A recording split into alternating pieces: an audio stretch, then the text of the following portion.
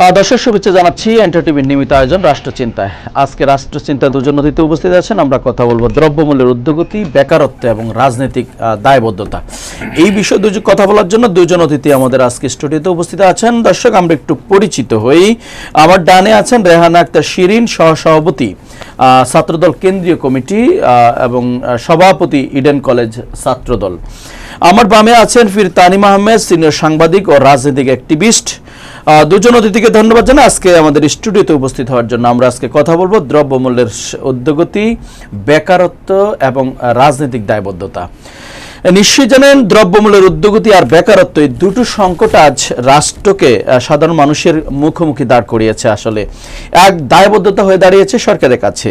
একদিকে নিত্যপণ্যের প্রয়োজনীয় দাম মানুষের ক্রয় ক্ষমতাকে চাপে ফেলছে, অন্যদিকে কর্মসংস্থানের সংকট তরুণ প্রজন্মের ভবিষ্যৎ তৈরি করছে এক অনিশ্চয়তা। আর প্রশ্ন হলো, এই পরিস্থিতির জন্য দায় কার? সমাধান কোন পথে? আজকে আমরা সেই সমাধানই খুঁজবো দুজন অতিথির কাছে। আমি একটু প্রথমে যাই রেহানা আক্তার শিরিন, আপনার কাছে। বাজারে আগুন, চাকরির বাজারে শূন্যতাই বাস্তবতা। সাধারণ মানুষ আসলে কতটা স্বস্তিতে আছে বলে মনে করছেন? দ্রব্যমূল্যের চাপ আর বেকারত্বের হতাশা কি শুধু অর্থনৈতিক সংকট, নাকি নীতি নির্ধারণদের ব্যর্থতা বলে মনে করছেন? আসলে কি হতে পারে আপনার দৃষ্টিতে? ধন্যবাদ আপনাকে। আজকে রাষ্ট্রের চিন্তা এবং এন্টার টিভির মাধ্যমে যারা দেশে এবং দেশের বাইরে থেকে দেখছেন, আমি সবাইকে সালাম এবং আমার সহ আলোচক তামিম ভাই, তাকেও সংগ্রামী সালাম ও বিপ্লবী অভিনন্দন। ধন্যবাদ আপনাকে ভাই। আসলে আজকে বাংলাদেশ যে রাষ্ট্র ক্ষমতায় এবং দেশ পরিচালনার সময় 3 মাস অতিক্রম, তো এই জায়গা থেকে আপনি জেনে থাকবেন যে বাংলাদেশটাকে এমন একটি রাষ্ট্র হিসাবে পরিণত করে গিয়েছিলেন যে ফ্যাসিস্ট সরকার দীর্ঘ 17টি বছর তারা যেভাবে রাষ্ট্র পরিচালনা করেছিলেন, আসলে এক প্রকারের দেশটাকে তলাবিহীন জুড়িতেই পরিণত করে গিয়েছিলেন। তো আর সে জন্যই কিন্তু বাংলাদেশ জাতীয়তাবাদী দল বিএনপি আন্দোলন সংগ্রাম করেছে রাজপথে। দীর্ঘদিন রাজপথে থেকে মানুষের জন্য, দেশের মানুষের কল্যাণে, মানুষের হাতের নাগালে লড়াই সংগ্রামের মাধ্যমে, ফ্যাসিস্ট বিদায়ের মাধ্যমে একটা নতুন সরকার প্রতিষ্ঠা পেয়েছে। জনগণের প্রত্যাশিত, আপনার কাছে প্রশ্ন, যে জনগণ যে প্রত্যাশা করেছিল, আসলে যে স্বপ্ন দেখেছিল যে বাংলাদেশের, সেখানে কি গত 100 দিনে আপনারা কি সেই জায়গায় মানুষের আস্থাটা তৈরি করতে পেরেছেন কিনা? আসলে জুলাই আগস্ট পরবর্তী সময় বাংলাদেশে যে রাজনীতিটা শুরু হয়েছে, আপনি জেনে থাকবেন যে এটি খুবই ইতিবাচক এবং জনবান্ধব বলে আমরা মনে করছি, এবং বাংলাদেশের মানুষ তাদের চাহিদা অনুযায়ী যেন তারা হাতের নাগালে তাদের চাহিদা পূরণ করতে পারে, সেই সরকার হবে বিধেই কিন্তু বাংলাদেশের মানুষ তাদের যে প্রত্যক্ষ ভোটে বাংলাদেশ সরকার তৈরি করেছে, এবং গণপ্রজাতন্ত্রী বাংলাদেশ সরকারের মাননীয় প্রধানমন্ত্রী জনাব তারেক রহমান যে প্রতিশ্রুতি দিয়েছেন, তার যে দেশ পরিচালনা, রাষ্ট্র অবকাঠামো যে 31 দফা দিয়েছেন, 31 দফার মধ্যে কিন্তু আজকে যে আপনার টপিকসগুলো আছে, এই টপিকসগুলো কিন্তু এজুজুয়ালি বের হয়ে আসছে। আর এই প্রতিশ্রুতিগুলো বাস্তবায়ন করার জন্যই কিন্তু আমরা রাজপথে আন্দোলন সংগ্রাম করেছি দীর্ঘ সময়। এবং 31 দফার বাস্তবায়নে 100 দিনের মধ্যে কি কোনো উল্লেখযোগ্য অগ্রগতি বা সফলতা আপনি দেখছেন কিনা? দেখুন, বাংলাদেশে যেই ক্রান্তিকাল ফেলে গিয়েছেন এবং বাংলাদেশটাকে যেভাবে পরিচালনা করেছিলেন দীর্ঘ 17টি বছর, এই সেক্টরগুলো তারা যেভাবে তারা নষ্ট করে গিয়েছেন, এবং পরবর্তী জুলাই আগস্টের পরে 18 মাস যেভাবে প্রত্যেকটা সেক্টর বাংলাদেশে যেভাবে তারা পরিচালনা করে গিয়েছেন, এবং তাদের নিজেদের স্বার্থ হাসিল করার জন্য যেভাবে তারা রাষ্ট্র পরিচালনা করে গিয়েছেন দীর্ঘ 16 বছর 17 বছর, ফ্যাসিস্ট যেভাবে রাষ্ট্র কাঠামো পরিচালনা করেছিলেন এবং মানুষের যে দুর্ভোগ সৃষ্টি করেছেন, 18 মাসেও কিন্তু তারা কম করেনি। তো এই কমের এবং এই জায়গাগুলোকে আপনি যখন নিয়মের মধ্যে নিয়ে আসবেন, এই নিয়মের মধ্যে আনতে হলে কিন্তু আপনার সময় দিতে হবে। সরকার গঠিত হয়েছে মাত্র 100 দিন। তো ধন্যবাদ 100 রেহান দিন- আক্তার শিরিন, আমরা আপনার কাছে আবার আসবো। আমরা একটু ঘুরে আসি ফির তানিম আহমেদ আপনার কাছে, যেটি বলছিলেন 31 দফায় যে জনবান্ধব জনগণের প্রত্যাশা পূরণের যে দফা ছিল 31 দফা, আমি আপনার কাছে প্রশ্ন রাখি 31 দফার বাস্তবায়নে যেইটুকু হয়েছে 100 দিনে আপনি কি সফল মনে করছেন কিনা সরকারকে? হ্যাঁ, তারা তো সফল। জি 137 জন নারী জি এবং শিশু ধর্ষিত হয়েছে লাস্ট 3 মাসে। জি তার মধ্যে 91 জনই হচ্ছে শিশু। শিশু জি 36 জন নিহত হয়েছে। আপা বলেছিল যে 18 মাসের শাসন ব্যবস্থার কথা বলেছিল, 17 বছরের শাসন ব্যবস্থার কথা বলেছিল। এই 17 বছর প্লাস 18 মাস জি এগুলা আমরা দেখে আসছি। এবং বিএনপির সামনে মানে আপা যে দলটি করছেন, এই দলটির সামনে মানে এই যে 17 বছর আর 18 মাসের গল্প ছাড়া জি আর কোনো গল্প ভাই আমি মোটা দাগে পাই নাই। মানে প্রান্তিক সাংবাদিকতা করেছি এবং ওই জায়গাটায় আমি এগুলো কখনো দেখি নাই। যেমন আপনি যদি বলে থাকেন যে এই 3 মাসে, গত 3 মাসে সরকারের সফলতাটা কি? জি একটা সরকার আসছে, সরকারের অনেক প্রতিশ্রুতি ছিল। আমি শুধু আপনাকে এখন যেহেতু হট টপিক এই যে রামিসা হত্যাকাণ্ডর যে ব্যাপারগুলো ছিল, তার মধ্যে 137 জন নারী, এর মধ্যে একজন নারী ফোকাস পেয়েছে, সেটা হচ্ছে রামিসা। জি এবং এইটাকে অ্যাকাউন্টেবল করেছে সরকার, তাই আমরা জেনেছি, বা এটা একটা ব্রুটালিটি ছিল তাই আমরা জেনেছি। এবং 36 জন হচ্ছে নিহত হয়েছে। আপা এটাকে কিভাবে ডিসক্রাইব করবেন? না, সফলতা কিন্তু কম নয়। কি কি আপনি সফলতা? নিশ্চয়ই জানেন যে 234 বিলিয়ন পাচার হয়েছে বাংলাদেশ থেকে, যে অর্থ গত 55 বছরে কোনো সরকারই আসলে এই পাচারকৃত অর্থগুলো ফেরত আনার জন্য কোনো আইনও তৈরি করে নাই। নিশ্চয়ই আপনি জানেন 10টি দেশের সাথে বর্তমান সরকার এই টাকাগুলো ফেরত আনার জন্য ইতিমধ্যে কার্যক্রম শুরু করেছে। ইতিমধ্যে খাল খনন কর্মসূচি নিয়েছে, 20 লক্ষ কোটি গাছ রোপণের যে কর্মসূচি, ফ্যামিলি কার্ড, স্বাস্থ্য কার্ড, প্রবাসী কার্ড, এগুলো কি একটা সরকারের উন্নয়ন বলছেন না, আপনাকে একটা প্রশ্ন সফলতা করি। বলছেন না? আপনি আসলে খেতে পান না, আপনার ভাত নাই, সেখানে কি আপনার কাছে ভাতটা ইম্পর্টেন্ট না আপনি পোলাও কোরমা খাচ্ছেন সেটা ইম্পর্টেন্ট? আপনার বেসিক নিডস হচ্ছে ভাত খাওয়াটা। আপনি আগে ভাতটা খেয়ে দেখেন না ভাই, তারপরে আপনি পোলাও কোরমা খাইতে যান। সরকারের যে কথাগুলো আপনি বললেন, খাল খনন, বিদেশ থেকে মানে টাকা পাচারের যে ব্যাপারগুলো বললেন, হ্যাঁ আমরা তো দেখেছি এস আলমকে আবার নতুন করে বন্দোবস্ত করার একটা ব্যবস্থা আমরা দেখেছি। ইসলামী ব্যাংকের উপরে নগ্ন যে হামলা আমরা কয়েকদিন ধরে লক্ষ্য করছি, গ্রাহকদের আমানতের টাকা সেইখানে কে কাকে বসাবে। ভাই আপনার ইসলামিক ব্যাংকের উপরে আপনার নজরটা কেন? আপনি তো একটা ইসলামী ব্যাংকের মতো আরেকটা ইনস্টিটিউশন তৈরি করতে পারেন, যে না ইসলামী ব্যাংকের মতো আমরা একটা বানিয়েছি, গ্রাহক আমাদের আস্থার জায়গায় নিতেছে। এত গরম পরোটা খাওয়া তো ভালো না ভাইয়া। মানে পাবলিক পারসেপশনস তো তাই বলে। আমি ইসলামী ব্যাংকের অনেক গ্রাহকদের সাথে কথা বলেছি, আপনি জানেন আমার মা উনি ইসলামী ব্যাংকের গ্রাহক, অ্যান্ড শি ইজ ওরিড। সে কিন্তু একজন গ্রামীণ প্রান্তিক মহিলা।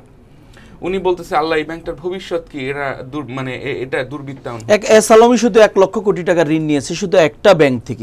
এটা বলা যাবে না, এটা এই মুহূর্তে বললে এই যে এস আলমকে নিয়ে কথাই বলা যাবে না, কারণ এস আলমের ঠিকাদারি নিছে আমাদের নির্দিষ্ট একজন অনেক উচ্চপদস্থ এক মন্ত্রী।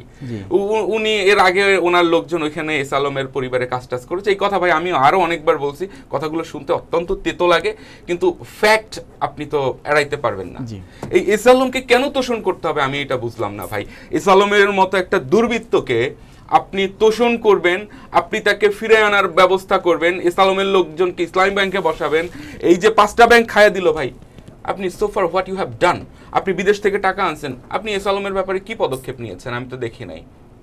দেখেছি আমরা টাকা পাচার কি শুধু এস আলম করছে, আর কেউ করে নাই? সেই টাকাগুলোর ব্যবস্থা কই? বরঞ্চ আমরা এখন যেটা দেখছি যে আওয়ামী পুরনো এক বন্দোবস্তের দিকে আমরা যাচ্ছি, দিকে আগাচ্ছে, যেখানে আপনি মানে আমি যেখানে কথা বলছি আমি কিন্তু শঙ্কিত। এই শঙ্কিতটাতে কিন্তু আমি আগে ছিলাম না, যে আমি নিজ থেকে ডিসঅ্যাপিয়ার হয়ে যাব কিনা। কারণ আপনার মনে রাখতে হবে যে কয়েকদিন আগে বিএনপি নামে একটা ওয়েবসাইট ছিল, যেটা যেই পেজটাকে বন্ধ করে দেওয়া হয়েছে। ওই পেজের যে এরা যেটা চালাতো, ওই ছেলেটা কি করতো, সমস্ত পেপার পত্রিকার ডকুমেন্টস গুলো এখানে রাখতো। This is a pretty public domain. এই ও যে রাখতো, এইটা হচ্ছে মানে বর্তমান সরকারের একটা মাথা ব্যথার কারণ। জি। তাই তারা তাকে ওই সেই আগে যে ডিবি হারুনের একই কায়দায়, সিম্পার ছিল, এখনো আবার সেই পুলিশকে দুর্বৃত্তায়নের দিকে ঠেলে দিচ্ছে। জানেন ভাই, আপনাকে আমি একটু বলি, সবচেয়ে অবহেলিত হচ্ছে পুলিশ। পুলিশ রিফর্ম যদি আপনি না করতে পারেন, আপনি রাষ্ট্রের কোনো ভিত্তি আপনার থাকবে না। একটা কনস্টেবলের একটা পুলিশ অফিসারের কোনো ডিউটি নাই ভাই, এটা হইতে পারে না আধুনিক সমাজে।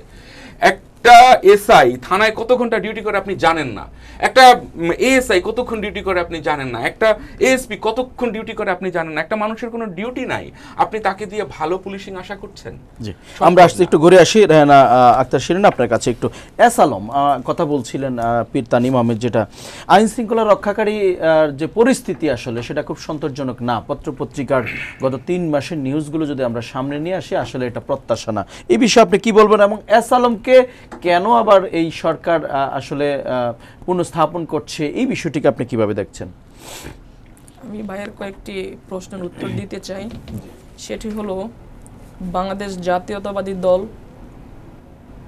দীর্ঘ আন্দোলন সংগ্রাম, দেশের মানুষের জন্য, দেশের মানুষের কল্যাণের জন্য তাদের আন্দোলন সংগ্রাম করেছি, এবং এই আন্দোলন সংগ্রামের ফলশ্রুতি কিন্তু হয়েছে 2024 36 জুলাই। হ্যাঁ, জুলাই।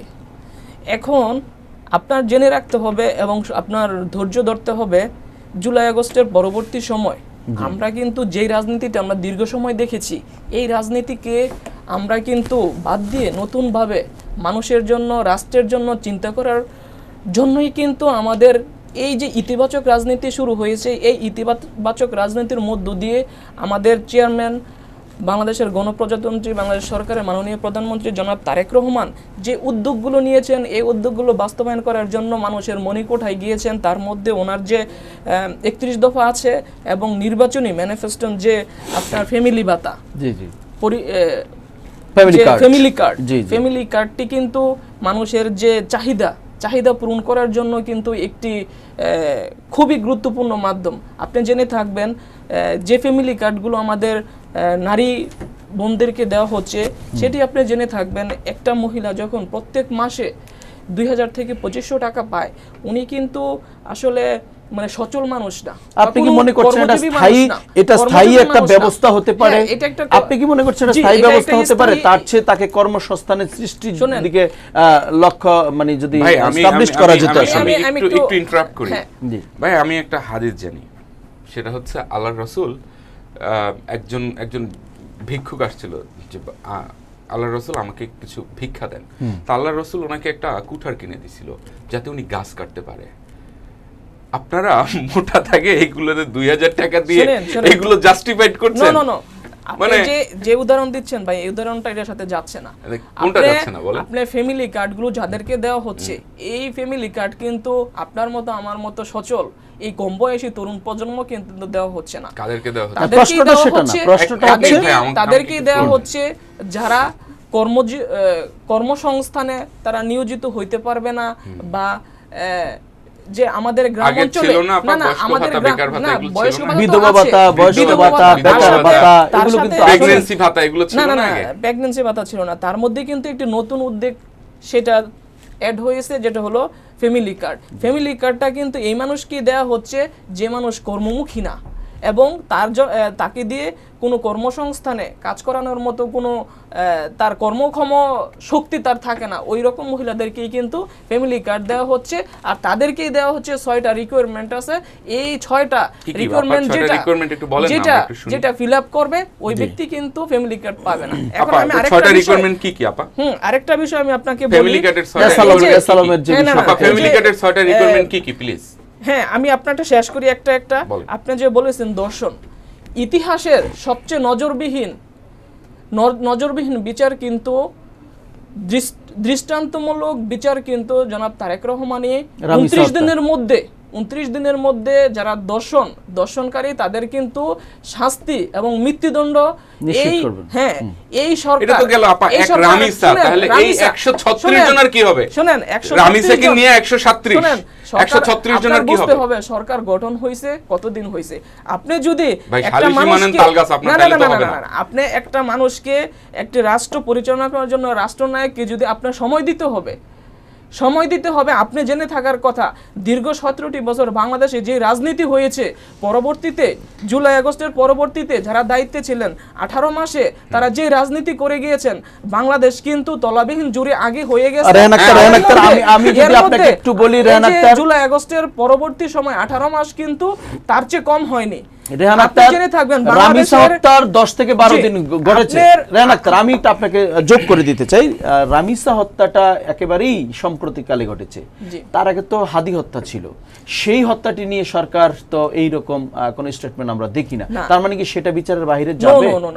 আমরা দেখেছি আপনার সাগরনীর হত্যাকাণ্ড, সেই আপনার প্রায় 13 বছরের হতে চলেছে, 126 বার আপনার প্রতিবেদন দাখিলের সময় নিয়েছে, আজও সেটা কিন্তু আলোর মুখ দেখেনি। তার মানে কি আমরা সেই হত্যাগুলোর বিচার দেখব না? আর এই সময়ের মধ্যে আসার পর সেই হাদি হত্যা নিয়েও আমরা কোনো অগ্রগতি দেখছি না ইতিমধ্যে।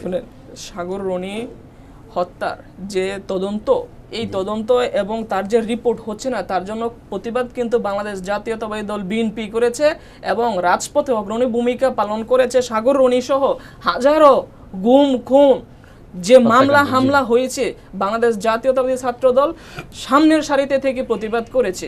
শুধু সাগর রনি নয়, সাগর রনি সহ আমরা আপনি দেখবেন যে সিলেটের গাজীপুরের সাংবাদিক আসাদুজ্জামান, সিলেটের যে খাদিজা, জি, এই যে আপনার পর্যায়ক্রমে আপনার তো সময় দিতে হবে। একটা সরকার গঠিত 100 দিন পর্যন্ত সময় না, শুনেন, আপনি কি বলছেন 100 দিন পর্যন্ত সময় কিনা সেটা বলছি। একটি মানুষ কাজ করতে হলে তাকে দীর্ঘদিন সময় নিতে হবে এবং আপনি তো চাইলেই তো আপনি বিচার, আপনার তো তদন্ত করতে হবে এবং পেপারগুলো আপনার হাতের নাগালে আনতে হবে। শুনেন, আপনি যদি আমাকে সময় না দেন, শুনেন, আপনি যদি আমাকে সময় না দেন তাহলে আমি ভুলে যাব, স্টেপ বাই স্টেপ কথা বলতে পারবো না।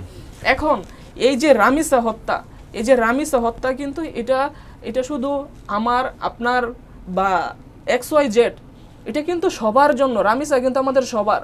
এই যে রামিসা হবে আমাদের ভবিষ্যৎ প্রজন্মের জন্য একটি দৃষ্টান্তমূলক উদাহরণ হয়ে থাকবে। আমরা সেটাই প্রত্যাশা আমাদের। আসলে শিশু নয়, বাংলাদেশে আজকে কিন্তু বৃদ্ধ নারীরাও কিন্তু দূষিত হচ্ছে। তারা কিন্তু লজ্জায় বলতে পারতেছে না, বিভিন্ন মাধ্যমে বিভিন্ন চক্রান্ত এবং তাকে বিভিন্ন আশকা দিয়ে কিন্তু এরকমের আমাদের নারী মা বোনেরা কিন্তু দূষিত হচ্ছে। রামিসা হলো আমাদের সবার। রামিসার বিচার এবং বিচারটা এমনভাবে হতে হবে যেটা বাংলাদেশের ইতিহাসে বিরল হয়ে থাকে এবং কোনো নারী মা বোন যেন কোনো অনিরাপত্তায় না ভোগে। আমাদের সমাজে অর্ধেক কিন্তু নারী, এই নারীকে আপনি পিছনে রেখে বা পিছনে ফেলে আপনি কিন্তু কখনো আমরা যারা কথা বলি, যারা সরকারে আছে, আমরা যারা কথা বলি, যারা সরকারে আছে, সুশীল সমাজ, কোন ব্যক্তি এইটা দর্শনের এই বিচারগুলো প্রত্যেকেই চায়, বাট হচ্ছে না। হবে, এটার সীমাবদ্ধতা কি? কারণটা কি?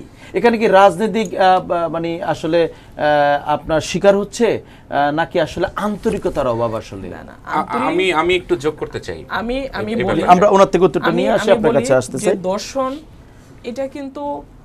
এটা কিন্তু খুবই নগ্ন, সকলে আন্তরিক, কিন্তু এটা সকলেই আন্তরিক। এই বিষয়ে সবাই কিন্তু আমরা এমন কোনো অনৈতিক কাজকর্ম চাই না যেন বাংলাদেশের ভাবমূর্তি বহির্বিশ্বের কাছে এটি ক্ষতিগ্রস্ত হয়। রামিসা আমাদের সন্তান, আমাদের বোন, আমাদের দেশের নাগরিক।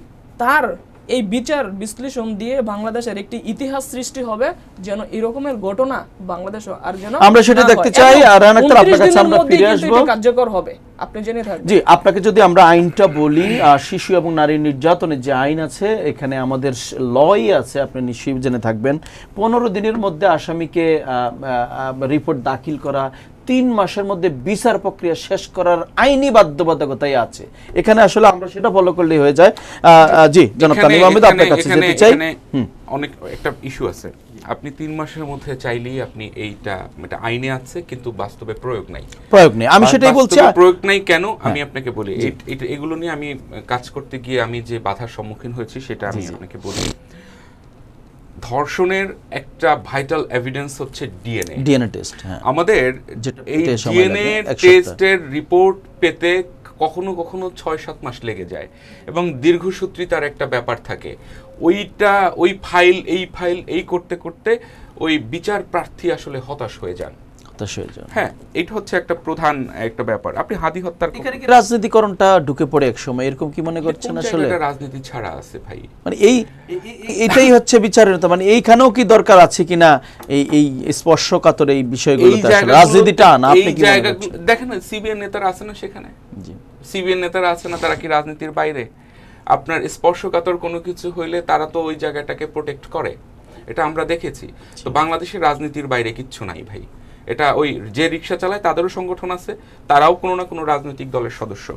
এবার আসেন, এই ধর্ষণের বিচারগুলো যদি এই 137 জনের হিসাব দিলাম আপনাকে গত 3 মাসে 100 দিনে, এখানে যদি আমি রামিসার হত্যাকাণ্ডের কথা বাদ দেই তাহলে থাকবে হচ্ছে 136।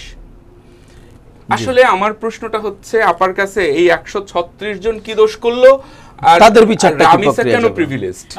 এটাই প্রশ্ন রাখতেছে। হাদি হত্যার কি বিচার? আমরা যেহেতু হাদি হত্যার এর আগে ঘটেছে, সেটার সেইভাবে সরকারের পক্ষ থেকে আমরা কি দেখছি কিনা, বা আমরা প্রত্যাশা করি কিনা সঠিক বিচার? এই বর্তমান সরকার, বর্তমান বিএনপি সরকার তো হচ্ছে হ্যাবটের কথাও বলেছিল। জি, আমাদের prime minister, honourable prime minister, উনি তো হ্যাবটে ভোট দিতে বলেছিলেন। পরবর্তী তার ক্যাবিনেটের লোকজন এটাকে বিভিন্ন ধরনের একটা লুপের মধ্যে ফেলে দিয়ে এটাকে ধ্বংস করেছে। আমরা পুলিশ রিফরমেশনের কথা আমি বারবার বলি, কারণ রাষ্ট্রের খুবই গুরুত্বপূর্ণ একটা অংশ হচ্ছে পুলিশ। আপনি পুলিশের অমানবিক জীবনযাপন করে প্রতিটা পুলিশ, আমি দায়িত্ব নিয়ে বলছি। মানে ঢাকা শহরে যেই মানে ডেসিমেল শব্দের মধ্যে পুলিশ ডিউটি করে, পৃথিবীর এইরকম কোন দেশের পুলিশ এইভাবে ডিউটি করে না। আপনি একটা পুলিশকে নির্দিষ্ট করে দেন এবং নির্দিষ্ট ডিউটির সময়ও নেই, এবং নির্দিষ্ট কোনো ইয়া নাই। আরে ভাই, they are not robot, they are human being, they have family, they have everything. তাহলে আপনি তাকে ওইভাবে ট্রিট করা শুরু করেন, দেখবেন অপরাধ মোটামুটি কমবে। আর একটা কথা বললেন হাদি হত্যা, হাদি হত্যার ব্যাপারটা হচ্ছে একটা ইন্টারন্যাশনাল ডিপ্লোম্যাটিক ইস্যু হয়ে যাচ্ছে। গতকালকে মমতা ব্যানার্জি বলছে কারা কারা হাদিকে হত্যা করছে হি নোস। ভারতের মানে স্বরাষ্ট্রমন্ত্রী অমিত শাহ তাকে ফোন করে বলেছিল যে ম্যাডাম এটা এটা এটা, আপনি শুনেছেন নিশ্চয়ই। তো এইরকম একটা বাস্তবতায় দাঁড়িয়ে আমরা আসলে কেমন আছি? ভারত আমাদেরকে পুশব্যাক করছে, আমাদের বিজিবি সেখানে অত্যন্ত দক্ষতার সাথে সেই জিনিসটাকে মোকাবেলা করছে, আমরা এটা দেখেছি। কিন্তু আসলে যখন আমাদের স্বরাষ্ট্রমন্ত্রী বলেন যে এগুলোকে বর্ডার কিলিং বলা যায় না, কি বলা যায় এগুলাকে? ফেলানি কাঁটাতারে ঝুলে থাকবে, this is not border killing. What you wanted to say? আমরা আগে সরকারকেও দেখেছিলাম, তারা সীমান্তে চুরি করতে যায়। বর্তমান স্বরাষ্ট্রমন্ত্রী ওই একই পথে হাঁটছে। শোনেন ভাই, ঢাকা বাংলাদেশের রাজধানী, কিন্তু বর্তমানে ঢাকার বাংলাদেশের রাজধানী নাই, বাংলাদেশের রাজনৈতিক রাজধানী হয়ে গেছে চিটাগং।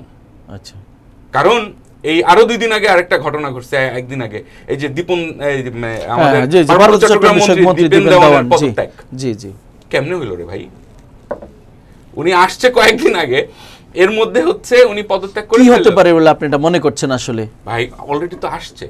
আমি সমকালের রিপোর্ট আমি একটা দেখেছি, এবং আমি যতদূর চেষ্টা করেছি কথা বলতে, মন্ত্রী মহোদয়ের সাথে আমার সরাসরি কথা হয় না, বাট অনেক সোর্সের সাথে তো কথা হয়েছে। এখানে অনেক পক্ষ বিপক্ষ আছে, জেলা পরিষদের নির্বাচন কেন্দ্রিক। আবার আপনি দেখবেন যে বাংলাদেশের ইতিহাসে পার্বত্য চট্টগ্রাম মন্ত্রণালয়ের দায়িত্বে কোনো সমতলই ছিল? বলেন, ছিল না? আপনি একটু গুগল করে দেখবেন, এখানে একজনকে প্রতিমন্ত্রী দেওয়া হয়েছে বাংলাদেশের ইতিহাসে, এই প্রথম একজনকে প্রতিমন্ত্রী দেওয়া হলো পার্বত্য চট্টগ্রাম মন্ত্রণালয়।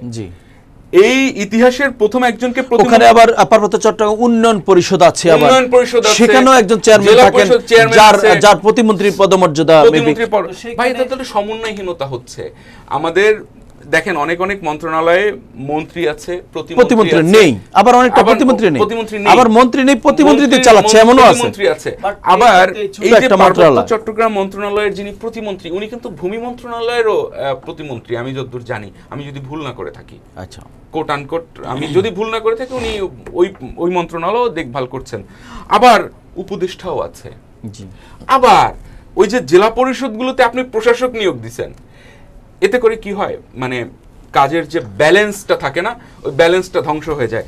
যখন জেলা পরিষদের যেখানে জেলা পরিষদে যারা দায়িত্বপ্রাপ্ত হয়েছেন, তাদের সাথে কিন্তু স্থানীয় এমপিদের একটা কনফ্লিক্ট চলে আসে, এবং আমরা এই রাজনীতি কিন্তু আমরা দেখেছি, আমাদের এলাকায় এরকম আছে ভাই, যে আমাদের মানে এই যে সমন্বয়হীনতা, এতে করে আমরা পিছিয়ে যাচ্ছি।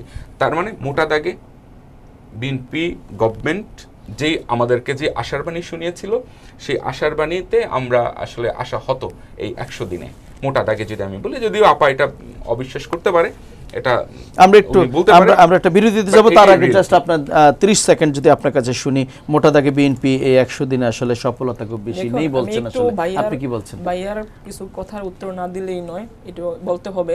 আপনি জেনে থাকবেন যে হাদি হত্যার আগেও কিন্তু ঢাকা বিশ্ববিদ্যালয়ের মেধাবী শিক্ষার্থী আবরার ফাহাদ তো আছেনই, এবং জুলাই আগস্টের পরবর্তী সময় এবং জুলাইয়ের অগ্রণী ভূমিকা রাখা যে সন্তান, সেটি হলো ঢাকা বিশ্ববিদ্যালয়ের ছাত্র দলের ছাত্রনেতা সাম্য। আপনি জেনে থাকবেন যে প্রাইভেট বিশ্ববিদ্যালয়ের যে পারভেজ, সেও জুলাই যোদ্ধা এবং সামনের সারিতে থেকে সে ফ্যাসিস্ট মুক্ত বাংলাদেশ করেছেন। এই পারভেজ হত্যাও কিন্তু হয়েছে এই বনানীর মতো এক গুরুত্বপূর্ণ জায়গায়, যেটা আপনার প্রাইম এশিয়া ইউনিভার্সিটি। সুতরাং এখন কথা হলো যে সাম্য, পারভেজ, হাদি, ওরা কিন্তু আমাদেরই ভাই, আমাদের দেশের সন্তান, ওরা কিন্তু আমাদের দেশের সম্পদ। এই যে হাদি হত্যা যেমন আমাদের জন্য দুঃখজনক, সাম্য হত্যা আমাদের জন্য দুঃখজনক, এবং পারভেজ হত্যা সহ বাংলাদেশে আবরার সহ। আপনার কাছে প্রশ্ন এখানে, যে রামিসার হত্যাকাণ্ডটা যেভাবে এগোচ্ছে, সেভাবে আপনার পারভেজ হত্যাকাণ্ড আপনি বললেন, আপনার ফাহাদ হত্যাকাণ্ড, ওইগুলো মিডিয়া অ্যাটেনশন সেভাবে আগাচ্ছে না কেন? ওইগুলো মিডিয়া অ্যাটেনশন বৈষম্য তৈরি করছে কিনা? মিডিয়া অ্যাটেনশন না পাইলে ওইটার বিচার করা যাবে না। না, বৈষম্য না, আমি আপনাকে বলি, এই হত্যাগুলো কিন্তু আপনার জুলাই আগস্টের পরেই হয়েছে গুরুত্বপূর্ণ জায়গায়, এবং তারা জুলাই যোদ্ধা, তারা অগ্রণী ভূমিকা রেখেছে, এবং তাদের ডাকে কিন্তু আমজনতা রাজপথে চলে আসছে। কিন্তু আপনার কথা হলো, এই যে তারা জুলাই আগস্টের পরে, সরকার তো বিএনপি ছিল না, এই যে জুলাই আগস্টের পরে যে সরকারটা ছিল ইন্টারিম গভর্নমেন্ট, তারা তো এটা নিয়ে কোনো কথা বলেনি। এবং আপনি দেখবেন এই যে বিএনপির প্রেসক্রিপশনের বাইরে সরকার ছিল নাকি আপা? হাদি হত্যা যে হয়েছে, এই হাদিকে নিয়ে তো তারাই ষড়যন্ত্র করেছে। আপনি জেনে থাকবেন হাদির যে বক্তব্যগুলো, যে স্পষ্টভাষী, সে তার স্পষ্ট ভাষা প্রয়োগ করা তার জন্য কাল হয়ে দাঁড়িয়েছিলেন। সে তো সত্যি কথা বলেছিলেন। জুলাই আগস্টে আমরা তো এমন যে সরকার জুলাই আগস্টের পরবর্তী সময় হওয়ার কথা ছিল, এই সরকার কিন্তু হাদি দেখতে পায়নি। হাদি দেখতে না পেয়ে কিন্তু হাদি যে প্রতিবাদ করেছিল, এই প্রতিবাদ এবং তার যে স্পষ্ট ভাষা, মানুষের জন্য, রাষ্ট্রের জন্য চিন্তা করেছেন, এই বক্তব্য, এগুলো কিন্তু তার জন্য কাল হয়ে দাঁড়িয়েছিলেন। আমরা কিন্তু হাদি হত্যার বিচার চাই, আমরা সাম্য হত্যা বিচার চাই, আমরা পারভেজ হত্যার বিচার চাই, আমরা আবরার ফাহাদের বিচার চাই। বাংলাদেশে যে খুন, গুম, আমরা ইলিয়াস আলী হত্যা চাই, আমরা হত্যাকারীদের বিচার চাই, আমরা ইলিয়াস আলীর সন্ধান চাই। শোনেন, আমরা কিন্তু এই দীর্ঘ সময় কিন্তু আমরা নীতি নৈতিকতার মধ্যে রাজনীতি করাটা, এবং যে দেশের জন্য, দেশের মানুষের জন্য, মানুষ কিভাবে বাংলাদেশে সাধারণ মানুষ এবং নিরাপদে বসবাস করতে হবে, এটি হলো আমাদের যুক্তি দিতে হবে, এবং এগুলো বাস্তবে রূপদান করতে হবে। আমরা তর্ক বিতর্ক করতে পারবো, কিন্তু তর্ক বিতর্কটা আমাদের এমন হবে, ভাই আজকে তর্ক করতেছে, আমি তর্ক করতেছি, এটা কিন্তু গণতন্ত্রের একটি সৌন্দর্য। এই সৌন্দর্য বজায় রেখে বাংলাদেশের সরকার যে আপনার দফা দিয়েছেন, যে প্রতিশ্রুতি দিয়েছেন, এটি কিন্তু স্টেপ বাই স্টেপ প্রতিশ্রুতি বাস্তবায়ন হচ্ছে। কিন্তু আপনি তো মোটা দাগে বললেই হবে না যে বাংলাদেশের মানুষের কল্যাণে কাজ হচ্ছে না। আপনি 100 দিনের মধ্যেই কিন্তু আপনি এই দীর্ঘ 17 বছরের যে যানজট, এই যানজট কিন্তু আপনি সরানো সম্ভব না। আপনি সময় দিতে হবে রাষ্ট্র পরিচালনা করার জন্য। যা পদক্ষেপ নেওয়া দরকার, এই পদক্ষেপগুলো সুন্দরভাবে সেটআপ করতে হবে। ধন্যবাদ রেহান আক্তার। আমরা একটা ছোট্ট বিরতি যাচ্ছি, বিরতির পর আবারও ফিরে আসছি। তারেক রহমান বাংলাদেশে যে নতুনত্ব রাজনীতির সিস্টেম নিয়ে আসতেছে, অবশ্যই আপনি এটা প্রশংসার দাবিদার রাখে। আপনি জেনে থাকবেন, আজকে দেখেন, আমরা দীর্ঘ সময় দেখেছি ভিআইপি রাস্তা দিয়ে গেলে আমরা ঘন্টার পর 15-20টি গাড়ি থাকতো প্রধানমন্ত্রীর সাথে, এখন সেটি 4টিতে কমে এসেছে। নিঃসন্দেহে সাধুবাদ জানাই। দেখতাম যে সাধারণ মানুষের জ্যামে বসায় রাখতো, এখানে যে মানুষের সমস্যা থাকতে পারে এই সমস্যা দেখতো না। কিন্তু আজকে তারেক রহমান কিন্তু সিগন্যাল মানতেছে, আজকে অফিস আদালতে স্টাফ যাওয়ার আগে কিন্তু সে তার কর্মস্থলে যাচ্ছে। এই যে জিনিসগুলো এগুলোকে মোটা দাগে সাধুবাদ জানাই। শুধু যে আমরা সমালোচনা করি ব্যাপারটা তা না, এগুলোকে আমরা তাল মিলে আপনার চলতে হবে। আপনি যদি মনে করেন আমরা ছোট্ট একটা বিরতি যাচ্ছি, আমরা আবার ফিরে আসছি। জনাব রেহান আক্তার শিরিন ফেলবেন, এটা কিন্তু আমরা আসছি। 5 বছরের কাজ। দর্শক আপনারা দেখছিলেন দ্রব্যমূল্যের ঊর্ধ্বগতি, বেকারত্ব এবং রাজনৈতিক দায়বদ্ধতা। আমরা ছোট্ট একটা বিরতির পর ফিরে আসছি আবারও, আমাদের সাথেই থাকুন। আমাদের দুজন অতিথি কথা বলছিলেন, রেহান আক্তার শিরিন, সহসভাপতি ছাত্রদল কেন্দ্রীয় কমিটি, সভাপতি ইডেন কলেজ ছাত্রদল। কথা বলছিলেন ফির তানিম আহমেদ, সিনিয়র সাংবাদিক এবং রাজনৈতিক অ্যাক্টিভিস্ট। সাথেই থাকুন, আবারও ফিরে আসছি অল্প কিছুক্ষণের মধ্যেই।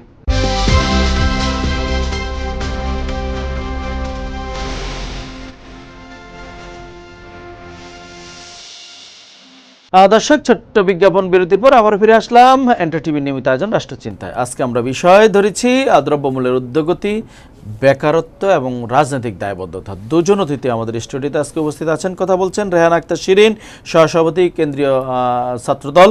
কথা বলছেন ফির তানিম আহমেদ, সিনিয়র সাংবাদিক এবং রাজনৈতিক অ্যাক্টিভিস্ট। জনাব ফির তানিম আহমেদ, আপনার কাছে একটু যেতে চাই। জবাবদিহিতার কথা বলছিলেন রেহান আক্তার। আমাদের মাননীয় প্রধানমন্ত্রী যে কর্মকাণ্ডগুলো পরিচালনা করেন নিঃসন্দেহে প্রশংসার দাবিদার। আপনার কাছে প্রশ্ন হচ্ছে, আপনি কি মনে করছেন 41টি মন্ত্রণালয় আছে, প্রত্যেকটি মন্ত্রী মন্ত্রণালয় আমলারা সেই জবাবদিহিতার মধ্যে আনতে পেরেছে বা জবাবদিহিতার মধ্যে আছে বলে মনে করছেন? দেখেন, এটা একটা চেইন ওয়ার্ক। হ্যাঁ, মাননীয় প্রধানমন্ত্রীর অনেক কাজই হচ্ছে আমার ব্যক্তিগতভাবে আমার ভালো লাগে। জি, ধরেন আমার রাজনৈতিক দর্শন আলাদা, কিন্তু ব্যক্তি হিসেবে ওনার ভালো কাজগুলোকে প্রশংসা করব না। রাইট। ওনার এই কাজগুলো, ওনার আশেপাশে যারা আছে, ওনাকে ঘিরে যারা তওয়াফ করে প্রতিদিন, ওনাকে ঘিরে যারা ঘুরে, এরা আসলে আমার মনে হচ্ছে যে এদেরকে দিয়ে আসলে পুরো কাজটা ফাংশনিং হচ্ছে না। যেমন আপনি যদি বলেন যে এই বর্তমান সরকারের ভালো ভালো কিছু উদ্যোগের মধ্যে আমি ট্রাফিকের কথা বলতে পারি, যে এআই মাধ্যমে এখন সবাই হেলমেট পরে চেষ্টা করছে আইন মানতে। জি, কিন্তু আপনি কি ওই যে ফিটনেসবিহীন গাড়ি, ফিটনেসবিহীন বাস এগুলোকে বন্ধ করতে পারছেন? সেটা একটু সময় লাগবে, হয়তো সময় হয়তো বা হয়ে যাবে। এই বাসগুলো চালায় হচ্ছে দলীয় দুর্বৃত্তদের এই বাসগুলো। আচ্ছা, দলীয় দুর্বৃত্তরা যখন এই বাসগুলো রোড পারমিট ছাড়া নামায়, লক্কর ঝক্কর বাস পিছন থেকে খুলে পড়ে যায়, এইগুলো তো আপনি মানে বন্ধ করার হিম্মত সরকার রাখে না। ওই মানে বুলি দিতে পারবে যে আমরা অনেক কিছু করতে পারবো, মোটা দাগে পারবে না। কারণ শ্রমিক পরিবহনের যারা যেই সংগঠনগুলো, এক সময় ছিল শ্রমিক লীগ, এখন শ্রমিক দল বা শ্রমিক মানে এরকম আছে আর কি। হ্যাঁ, পারবেন না। আপনি শুনছেন যে কোনো বাসের নামে সহজে মামলা হয়? বাইকের নামে মামলা, ড্রাইভারের নামে হয়, বাসের নামে হয় না। অর্থাৎ সেই পরিবহনের নামে হয় না যে পরিবহনে আগামীকাল থেকে রাস্তায় নামানো যাবে না। জি, বাইকের নামে হয়। বাইকের যে অতিরিক্ত একটা ফি নিয়ে অনেক সরগরম হয়েছিল, যেটা পরবর্তীতে বন্ধ হয়ে গেছে। আজকে আমরা দেখলাম এটা হয়তো বন্ধ থাকবে। আমি তো মাননীয় প্রধানমন্ত্রীকে বলবো, হি ইজ লাকি এনাফ। তার আমলারা তাকে বলছে এটা বাড়ায় দেন, সে তখন এটাকে একটা মৌন সমর্থন দিয়েছেন। মৌন সমর্থন দিয়ে পরিবর্তিত অধিকতর যাচাই বাছাই পরিবেশকে একটু ঘোলাটে করেছেন। ঘোলাটে করে এখন আবার উনি বাহবা কামাচ্ছেন। জি ভাই, কাজটা কি হলো তাইলে? জি, তাই না? এরপরে আসেন, বেকারত্ব নিয়ে বিএনপি সরকার কিন্তু অনেক চিন্তিত। কারণ তাদের যে মানে এই যে নেতাকর্মী, এদের যে 17 বছরের ক্ষুধা, এই ক্ষুধা নিবারণের জন্য আমরা এবার দেখেছি মেট্রো রেল এখন নগর জীবনের খুবই সিগনিফিকেন্ট একটি, যেখানে গরুর হাটও আমরা বসাইছি দেখেছি। তো সেইখানে গরুর হাট বসায়, শুধু গরুর হাট বসাইছে তাই না, রীতিমতো ওই দায়িত্বে যারা ছিলেন সরকারি প্রশাসকদেরকে ধমকাইতে শুনছি। আমি নিজে দেখছি টেলিভিশনে। মানে সেটা কোনো বিচার হয়নি, বিচার হয়নি, সে ট্রান্সফার হয়ে গেছে। জি, সেই লোক ট্রান্সফার হয়ে গেছে। ওই মানে যে রাজনৈতিক নেতা ওনাকে ধমকাইছে, সে এই ধমকানোর কারণে সে ট্রান্সফার হয়ে গেছে। জি, তো এবং এটা পরবর্তীতে প্রশাসক মহোদয়ের আবার একটা বক্তব্য শুনেছি এরকম যে এআই দিয়ে তৈরি করে এটা করতে। ভাই, আমি নিজে গেছি ওইখানে, আমার নিজের ড্রোন ফুটেজ আছে। আমি তো হচ্ছে আমি এআই ব্যবহার করি নাই। আপনি যখন অন্যায়কে অন্যায় হিসেবে দেখবেন না, আপনি যখন আত্মসমালোচনা করতে পারবেন না, তখন হচ্ছে ওই হেলিকপ্টার যুগের অবতারণা হবে এবং হেলিকপ্টারে পালাইতে হবে। এটা বাংলাদেশের ইতিহাস কিন্তু ইটস রিপিট। জি জি জি, হ্যাঁ, কারণ এটার প্রত্যেকটা বস্তু তার নিজের দিকে ফিরে যায়। জি। হ্যাঁ, প্রত্যেকটা বস্তু তার নিজের দিকে ফিরে যায় এবং এটাই নিউটনের সূত্র। তো এই সূত্র মতে আমরা জানি চলার চেষ্টা করি, আমি সেটাই শুধু বলতে চাই। তেলের দাম বিশ্ববাজারে কমেছে আমরা দেখেছি, কিন্তু আমাদের বাংলাদেশে আমরা দ্বিতীয়বার একটা, আপনি নিশ্চয়ই জানেন 30 এপ্রিল বেড়েছিল প্রথমবার, আবারও বাড়ছে। আসলে এটা জনজীবনে কি একটা প্রভাব পড়বে কেমন, আপনি কি মনে করছেন? বর্তমানে এটা সরকারের উদ্যোগটা কি ঠিক হচ্ছে কিনা? সরকারি লোকজন বা সরকারের সমর্থকদের কোনো ক্ষতি হবে না, সমস্যা হবে না, সমস্যা হবে না। তারা টেম্পো স্ট্যান্ড থেকে পোষায় নেবে, তারা রাস্তাঘাট থেকে পোষায় নেবে, এই পরিবহন শ্রমিক, লঞ্চ, চাঁদাবাজি এগুলোর থেকে পোষায় নেবে। বরিশাল থেকে আমি এবার যখন আসতেছি, আমি যেই গাড়িতে ছিলাম সেই গাড়ি থামায়া 50 টাকা সিটি কর্পোরেশনের নামে চাঁদা নিছে। আমি চাঁদাটা দিয়েছি, কারণ আমি তার সাথে ঝগড়ায় যাব না, কারণ ওখানে কিছু উম্মাদ বসে আছে। এই 50 টাকা দিয়ে আমি আমার জীবনকে বাঁচায় চলে আসছি, নাহলে আমার গাড়ির গ্লাস ভাঙতো। আমার কাছে ছবি আছে, if you want to see, আমি এটা দেখাইতে পারি, ওই রিসিদের ছবি তুলে রাখছি। তো এই চাঁদাবাজি কি বিএনপি বন্ধ করতে পারবে আপনার তাই মনে হয়? আমরা একটু ঘুরে আসি রেহান আক্তার আপনার কাছে। আপনি বলছিলেন গণতন্ত্রের সৌন্দর্য এটাই, যে কথা বলছেন আপনি, আপনারটা বলছেন, একজন বলছে সরকারের সমালোচনা করছে, কিন্তু আমরা পরক্ষণে দেখছি, আপনি নিশ্চয়ই দেখেছেন গত 2-3 দিন আগেরই একটি ঘটনা, বিএনপি নামা একটা পেজ আর কি ছিল, যিনি বিএনপির সারা দেশে যে কর্মকাণ্ডগুলো হতো তিনি সেটা আবার আপলোড করতেন, একটা ভান্ডার ছিল, সেটাকে আমরা পরক্ষণে দেখছি তাকে উঠিয়ে নিয়েছে আইনশৃঙ্খলা বাহিনী, তারপরে সেটা বন্ধ করে দেওয়া হয়েছে। এটা কি গণতন্ত্রকে কণ্ঠকে রোধ করা কিনা? এটা কেন এই কাজটি? আমরা কি সে পুরনো বন্দোবস্ত আমরা আগে নিশ্চয়ই দেখেছি, শেখ হাসিনার বিরুদ্ধে কথা বললে, শেখ হাসিনার কর্মকাণ্ডের বিরুদ্ধে কথা বললে আপনার ডিজিএফে উঠিয়ে নিত, গুম করত, হত্যা করত, আর সেই পুরনো বন্দোবস্তেই কি আমরা আবারও যাচ্ছি কিনা, আসলে কি মনে করছেন? দেখুন, আমি ভাইয়ের কিছু উত্তর দিয়ে আপনার প্রশ্নেতে আমি যাচ্ছি। জি। যে গরুর হাট নিয়ে যে ভাই কথাটি বলেছেন, আপনি জেনে থাকবেন যে গরুর হাট, জি, গরুর হাট এবং ঈদের আগ মুহূর্তে কিন্তু প্রাকৃতিক দুর্যোগ, খুবই মুষলধারায় বৃষ্টি হয়েছিলেন। এখন গরুর হাটগুলোতে আপনি দিয়াবাড়ি মেট্রো লেনের নিচে যে হাটটা ছিল, ওটা কিন্তু মেট্রো লেনের পাশেই হাটটা ছিল। আমি একটু বলি, অতিবৃষ্টি হওয়ার কারণে কিছু যারা দূর দূরান্ত থেকে গরু নিয়ে আসছে বৃষ্টি থেকে রক্ষা পাওয়ার জন্য, বৃষ্টি থেকে রক্ষা পাওয়ার জন্য গরুগুলো অতিবৃষ্টির কারণে গরুগুলো এটা আমি দায়িত্ব নিয়ে বলছি আপা, এটা ফলস ইনফরমেশন, এটা একদম কমপ্লিটলি ফলস ইনফরমেশন আপা। আমি নিজে ওই হাটে গেছি, আমি নিজে হাটে গিয়ে ওইখানে আমি নিজে কথা বলেছি লোকজনের সাথে, আমি ওই সহসভাপতির সাথে কথা বলেছি। ওই হাটের পাশে আমার বাসা এবং ওইখানকার ইজরাদাতা উনি আমাদেরই বড় ভাই। আপনাদের বড় ভাই তো হবে ভাই। শুনেন, আমি আপনাকে আপনাদের বড় ভাই বাইরে তো যাবে না হাটের ইজরাদার। শুনেন, ইজরাদার হইলেই যে আমাদের বাইরে যাবে না বিষয়টা এমন না, কিন্তু আপনার দেখতে হবে ডিসিপ্লিন এবং মানুষের ভোগান্তি হচ্ছে কিনা, না মানুষের ভোগান্তি হচ্ছে কিনা, এবং এটার ভোগান্তি হলে বিচারটাকে অতি দ্রুত হচ্ছে কিনা, এটাই হচ্ছে দেখার বিষয়।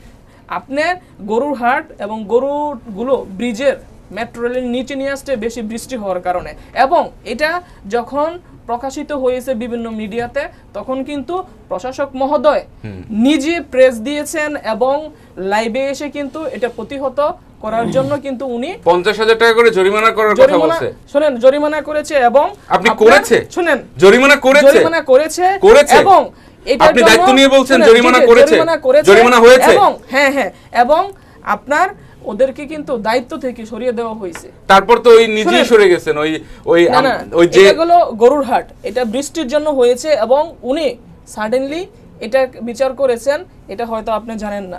আর সিলিন্ডার আপনি যে গ্যাসের আপনি আন্তর্জাতিক বাজারে যে তেলের দাম কমেছে, বাংলাদেশে বেড়েছে, এগুলো আসলে মুদ্রাস্ফীতি। আর আরেকটা আপনি গতকালকে জেনে থাকবেন যে সিলিন্ডার এলপি গ্যাসের দাম কিন্তু কমেছে।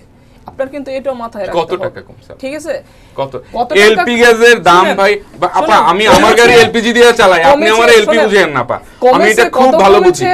এটা আপনার কত বেড়েছে? এটা কিন্তু আমাদের জন্য 60 টাকা থেকে 89 টাকায় চলে আসছে। তারপর আপনি কত কমাইছেন আপা? আপনার কমেছে বাড়াটা আমাকে বলতে হবে, কমছে যে এটাও আমাকে বলতে হবে। এটা কিন্তু ভাই, এটা আমাদের জন্য ভালো কিছু না। এটা কিন্তু আপনিও গাড়ি দিয়ে চলেন, আপনারও ভোগান্তি হচ্ছে, আমারও হচ্ছে। কিন্তু এগুলো কিভাবে বাজার নিয়ন্ত্রণে রাখা যায়, এটা বাস্তবে রূপদান করার জন্য আমাদের সরব থাকতে হবে। এটা হলো আরেকটা বিষয়। দ্বিতীয় কথা হলো আপনি যে বললেন এই যে আপনি বরিশাল থেকে আসার পথে কোথাও আপনার চাঁদা দিতে হচ্ছে, টোল দিতে হচ্ছে। এখন আমার বিষয় হলো, কথাটার বলার উদ্দেশ্যটা হলো আপনাকে জানতে হবে যে টাকাটা কে নিচ্ছে। আপা শ্রমিক দলের শুনেন আপা বলি, শ্রমিক দলের আমি বরিশাল রূপাতলিতে আপা আপনার বলতে দিতে হবে আপা, বরিশাল রূপাতলিতে আপনি দেখবেন যে যুব দলের অমুক নেতা ওই জায়গায় চাঁদাবাজি করছে। আপা শ্রমিক দলের অফিসটা নাই, শ্রমিক দলের অফিস, আপনি হেডলাইনটা নিচে গিয়ে দেখেন যে যুব দলের কোন জায়গার কোন নেতা, তার কোনো পদ নাই, পদবি নাই। এখানে দেখা যায় বরিশাল সেটাকে দেখার দায়িত্ব আপনাদের সরকারের, সেটাকে দেখার দায়িত্ব সরকারের। অমুক জায়গার অমুক যুব নেতা চাঁদাবাজি করছে, জীবনে শুনছেন আপনার হেডলাইনটা হয় যুব দল নেতা। আপা জীবনে শুনছেন, কিন্তু অহরহর ঘটনা হয়েছে। আপা আপনি জীবনে শুনছেন এই যে দল কোন দুর্বৃত্তের দায় নিছে, ইতিবাচক দল রাজনীতি কোন দুর্বৃত্তের দায় নিছে আপনি জীবনে শুনছেন? অবশ্যই নিয়েছে। কই কার দায় নিছে বলেন? একটা প্রমাণ দেন, একটা প্রমাণ দেন আপা যে আপনার দল কোন দুর্বৃত্তের দায় নিছে। অপকর্মের সাথে যারা শনাক্ত অনেকে বহিষ্কার করেছে, আবার তারা ফিরে বহিষ্কার করেছে, আবার তারা ফিরে আসছে। না তাদেরকে কিন্তু যথা শাস্তি দিয়েছে, কিসের যথা শাস্তি? থেকে বহিষ্কার করা হয়েছে। আবার তারা ফিরে আসছে। নজিরবিহীন ঘটনা, নজিরবিহীন ঘটনা এই কারণেই আপা যে আপনার বিএনপি জুলাই আগস্টের পরবর্তী সময় যে জায়গায় অপকর্ম করেছে ওই নেতা কর্মীকে শনাক্ত করে দল থেকে বহিষ্কার করেছে এবং যথাসাধ্য বিচারের আওতায় আনা হয়েছে। এটা আপনার মনে রাখতে হবে। কোন বিচারের আওতায় আনা হয়েছে? না যে জায়গায় অপকর্ম করেছে, কোথায়, যে জায়গায় আপা এদেরকে সবাইকে দলে আবার পুনর্বাসন করা হয়েছে আপা? না পুনর্বাসন করা হয়েছে। এটা আপনার দেখতে হবে অপরাধের মানদণ্ডটা কি, ঠিক আছে? এটা কোন জায়গায় কি হয়েছে আপনার বড় বড় হেডলাইন দিয়ে আপনি বিচার করতে পারেন। রেহান আক্তার আপনার কাছে জি যেটা বলছিলাম, বিএনপি নামাজ যে গণতন্ত্রের সৌন্দর্য আমরা সেখানে ব্যাহত হচ্ছে দেখছি, এটা কি সেই পুরনো বন্দোবস্ত কিনা সে প্রশ্ন করেছিলাম আপনার কাছে।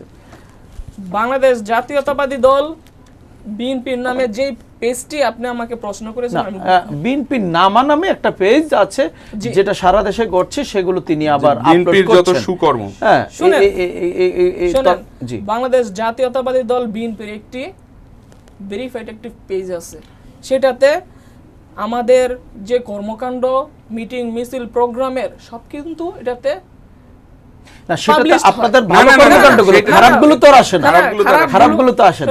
সব কর্মকাণ্ড আমাদের কিন্তু পাবলিশড হয়। কিন্তু বিষয়টা হলো আপনি জেনে থাকবেন জুলাই আগস্টের পরবর্তী সময় বাংলাদেশে যে অপপ্রচার এবং যে সাইবার বুলিং এবং ফেক আইডি আপনার যেভাবে মানে ওপেন, আমি যদি আপনাকে আবারো স্মরণ করিয়ে দেই, এই হচ্ছে রিসিট, শুনেন এই হচ্ছে চাঁদাবাজির রিসিট, শুনেন আপনি একটু দেখেন ভাই, এই হচ্ছে চাঁদাবাজির রিসিট বরিশাল সিটি কর্পোরেশনের নাম দিয়া শ্রমিক দলের লোকজন এই চাঁদাবাজি রূপাতলি বসে করে, আপনাদের দেখার মতো কেউ নাই ওখানে। এটা কি সমঝোতার মাধ্যমে নিয়েছে আমাদের সমঝোতার মাধ্যমে একটা ব্যাপার, সেই সমঝোতার মাধ্যমে নিয়েছে একজন মানে কি বলে একদম সুশিক্ষিত একজন বাংলাদেশের নাগরিক, আপনার ওনাকে জিজ্ঞেস করার দরকার ছিল। আপনি ছবি উঠাইলেই তো বিএনপির উপরে দায়টা দিতে পারেন না। আপা আপনি একটা শ্রমিক দলের দোকান খুলেছেন, না আপনি শ্রমিক দলের দোকান খুলে এই পণ্য বিক্রি করতেছেন। আপা এই টাকাটা আপনারা কেন নিচ্ছেন? এই টাকাটা যায় কোথায়? আপনার পথ কি? আপনি সুনাগরিক হিসাবে, সুশিক্ষিত ব্যক্তি হিসাবে, না আমি তখন বাসে যাব না আমি তার সাথে মারামারি করব? আপা না মারামারি, আমি নাগরিক হিসাবে ওই দুর্বৃত্তদের সাথে আমি মারামারি করব? শুনেন তামিম ভাই, আপনি একটা ছবি উঠাইলেন, ছবি উঠাইয়া আপনি বিএনপির উপরে দায়ভার দিতে পারেন না। বাংলাদেশে আমি ওখানে দেখেছি শ্রমিক দলের একটি দোকান। আপনি কি মনে করছেন সরকার দলীয় লোকজনের বাইরে এই কর্মকাণ্ড অন্য কেউ পরিচালনা করছে? আপনি সেটা বলছেন কিনা? অবশ্যই হচ্ছে। আচ্ছা, সেটা দেখার দায়িত্ব কার? জাতীয়তাবাদী দল এটাকে কেউ দেখেন আপনি মনে করছেন? এই রিসিট দেবে টাকা, এটা কেউ সরকার দেখে না? আইনশৃঙ্খলা রক্ষাকারী দেখে না? এই যে দায়িত্বে, ওই জায়গায় যারা দায়িত্বে আছেন তাদের যে এই জ্ঞানহীন অবহেলার কারণে বা এগুলো হচ্ছে, তারা কি দায়িত্ব পালন করছে? পাবলিকলি বলছি, দায়িত্ব নিয়ে বলছি, বলতে পারেন। আমি পাবলিকলি বলছি, নিজে দায়িত্ব নিয়ে বলছি, বরিশাল রূপাতলিতে এই ধরনের শ্রমিক দলের নাম দিয়ে, পরিবহন শ্রমিক দলের নাম দিয়ে কিছু দুর্বৃত্ত এই ধরনের দোকান খুলেছে, এই দোকানের রিসিট বিক্রি করতেছে। এই অহরহর ঘটনা হচ্ছে ভাই। কিন্তু আপনি এই একটা যে সঠিক না ঘটনাগুলো আপনি একটা বলছেন। সঠিক না, কিন্তু আপনি একজন সুনাগরিক হিসাবে আপনার তাকে প্রশ্ন করার দরকার ছিল যে ভাই এই টাকাটার নিচ্ছেন কেন, এই টাকাটা যাচ্ছে কোথায়, এই টাকা আমি দিব কেন।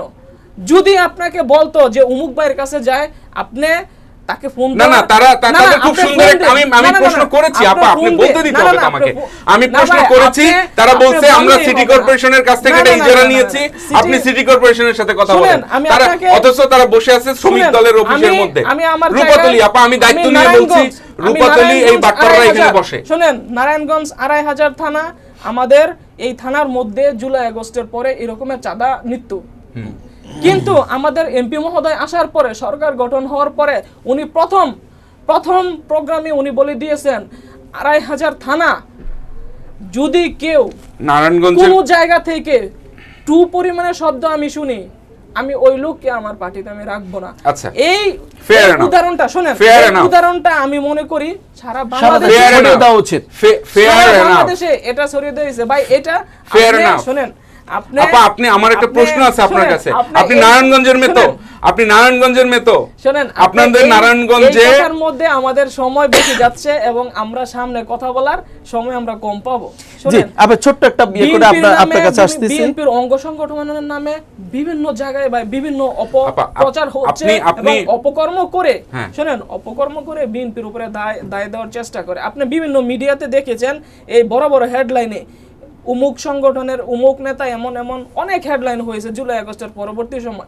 শুনেন, আমি জুলাই আগস্ট এবং বাংলাদেশ জাতীয়তাবাদী দল বিএনপির একজন ক্ষুদ্র কর্মী হিসাবে বাংলাদেশের জন্য, বাংলাদেশকে ফ্যাসিস্ট মুক্ত করার জন্য আমি রাজপথে সাধারণ মানুষ এবং মানুষের কল্যাণে কাজ করার জন্য আমি সবসময় রাজপথে সরব ছিলাম। জুলাই আগস্টের অগ্রণী ভূমিকা আমি পালন করেছি।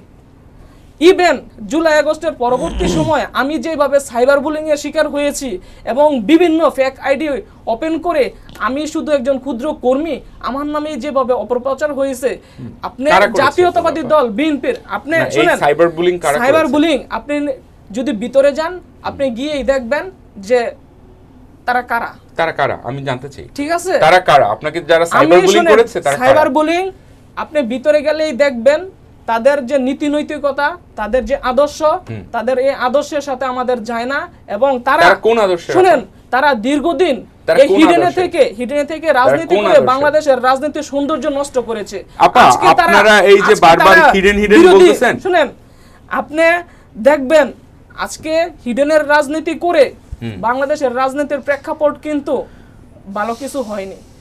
আপনি যদি আদর্শটাকে, আপনি আদর্শ ফলো করবেন, লালন করবেন, আপনি সশরীরে সরজমিনে আপনি বলতে পারবেন না আমি এই আদর্শটাকে লালন করি, আমি এই সংগঠনটা করি। এই যে এই হিডেনের রাজনীতি করে এবং মানুষকে নিয়ে হিডেনের সাথে অপপ্রচার ঘর করে- সংসার তো আপনারা করছেন শুনেন, আপা। শুনেন, আপনি হিডেনের সাথে ঘর সংসার তো আপনারা করেছেন। আমরা একটু হিডেন ছাড়া কি আপনারা ঘর সংসার? আপনার কাছে না, একটু না, না, তালিবাবাদ আপনারা আপনার কাছে করেছেন। বোঝাতে চাই। আমাদের একজন আপনি যে প্রতিমন্ত্রী, থাকবেন, আমাদের আজকে একজন স্যার। প্রতিমন্ত্রী বলেছেন যে দেশে ভাই। ঘুষ দুর্নীতি ছাড়া কোনো সরকারি দপ্তর নেই। বর্তমান সরকারের একজন যিনি বলেছেন ওনার দপ্তরে সবচেয়ে বেশি ঘুষ আছে। এটা আসলে যদি মন্ত্রী কথা বলেন তাহলে দায় টাকার কি আমলাদের না দায় সরকারের টাকার। সদিচ্ছার? এখান থেকে উত্তরণের উপায় কি এখান আসলে? থেকে উত্তরণের উপায় হচ্ছে কিছু জায়গাকে রাজনৈতিক দুর্বৃত্তায়নের বাইরে রাখতে হবে জি। মোটা দাগে। যেমন বেশ কিছু কনস্টিটিউশনাল ইনস্টিটিউট আছে, এইগুলোকে আপনাদের একদম রাজনীতির বাইরে রাখতে হবে, কিন্তু সেটা কিন্তু হচ্ছে না। এই যে পুরানো আমরা প্রায়ই বলি যে ওই যে আগের দলদাস লেজুর ভিত্তিক যে ব্যবস্থাগুলো, যেই মন্ত্রী বলছে ওনার নাম হচ্ছে নুরুল হক নূর, আমি যদি ভুল না করে থাকি। জি। উনি এখন দায়িত্বে আছে, প্রবাসী কল্যাণ মন্ত্রণালয়ের দায়িত্বে আছে। তো ওনার মন্ত্রণালয় উনি আগে ঘুষমুক্ত করে দেখাক না।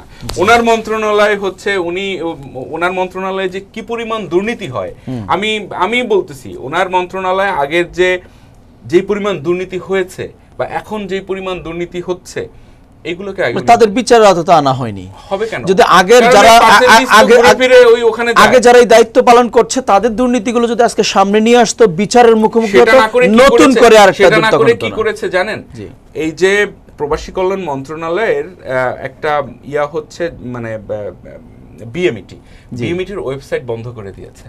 জি। বিএমইটির ওয়েবসাইটে আপনার সাধারণের অ্যাক্সেস আগে যেভাবে ছিল এখন সেভাবে অ্যাক্সেস নাই। এই যে বন্ধ করে দিয়েছে, বন্ধ করে দেওয়ার ফলে এই বিষয়ে বিরোধী দল কোনো ভূমিকা নিয়েছে কিনা আসলে আমরা তো দেখি না সাধারণত। যারা সংসদে বিরোধী দল আছে তাদের তো একটা তাদের তো কর্তব্য আছে, দায়িত্ব আছে এই ভুলগুলোকে ধরে জনগণের সামনে, সরকারের সামনে থ্রো করা, সেটা আসলে করেছে কিনা আমার চোখে পড়ে নাই। এটা করেছে, কিন্তু ভাই একটা সময় তো মানে আমি প্রবাসে ছিলাম, তা আমি বুঝি আসলে প্রবাসীদের পেইনটা কি। এই মন্ত্রণালয়, ওয়েজ অনার্স কল্যাণ বোর্ড থেকে শুরু করে একটা লাশ দেশে আসা, এটা তো মন্ত্রীর ক্রেডিট না রে ভাই। জি। এটা he is paying money for that, and এটা তো মন্ত্রীর কোনো ক্রেডিট না। এবং কিভাবে দেশে বিদেশে দক্ষ শ্রমিক পাঠানো যায় সেই বিষয়ে চিন্তা করতে হবে মন্ত্রী মহোদয়ের। ওনার যে মানে মন্ত্রণালয়, প্রচুর দুর্নীতি ওনার মন্ত্রণালয়। উনি পারলে একটা বন্ধ করে দেখাক। আমি ওনাকে চ্যালেঞ্জ দিলাম, এই দুর্নীতির একটা বন্ধ করে দেখাক নুরুল হক নূর সাহেব, তাহলে বুঝবো যে না উনি একজন ভালো মন্ত্রী, আন্তরিক প্রবাসী বান্ধব মন্ত্রী। উনি এগুলো বন্ধ করে দেখাক। আমি আরেকটু শেষ করে দিব। এই যে আপারা ওই ফ্যাসিস্ট আমলে রাজপথে রাজনীতি করছে, আপারা কিন্তু গুপ্ত ছিল না। আপার কথাই আমি আসি, আপারা কিন্তু গুপ্ত ছিল না। আপনি যদি জানেন, অথচ ফুলের মধু খাচ্ছে রাশেদ, ফুলের মধু খাচ্ছে তারেক। হ্যাঁ, এই রাশেদ তারেক গং কোন রাজনীতির জন্যই ভালো না। এই এখন যেমন আপনি যদি রাশেদের কথাবার্তা শুনেন, এতদিন পরে বিএনপির থেকে বড় বিএনপি হচ্ছে রাশেদ আর আমতারেক। অথচ এই আমতারেক এত মানে এমন ভাবে কথা, আগে আমতারেকের বেশ কিছু ভিডিও আছে তো আমরা দেখছি, তো মানুষের লজ্জা শরম নাই আসলে। মানুষ চাইলেই একটা কিছু বলে দিতে পারে, মানুষের কোনো গাটস নাই। এবং আমার তো এই রাকিব ভাইরা আমার একটু সিনিয়র, তো রাকিব ভাইরা যখন এই প্রধানমন্ত্রীর গাড়ির পিছনে দৌড়ায়, আবিদরা যখন দৌড়ায়, আমার খুব খারাপ লাগে জানেন, যে এইটা কি একটা রাজনৈতিক আদর্শ হওয়া উচিত? বা এই যে মডেলটা, গাড়ির পিছনে দৌড়ানো মডেল, নতুন করে খুবই আলোচিত একটা বিষয়, কিন্তু এটা একজন সুস্থ নাগরিক হিসাবে বা সুস্থ মানুষ হিসাবে এগুলো আসলে আমার কাছে খুবই অমানবিক লাগে। আমার কাছে মনে হয় যে মধ্যপ্রাচ্যের কোনো রাজাকে এই পালকিতে কাঁধে করে নিয়ে যাচ্ছে একদল বেহারারা, এভাবে রাস্তায় রাস্তায় দৌড়াচ্ছে।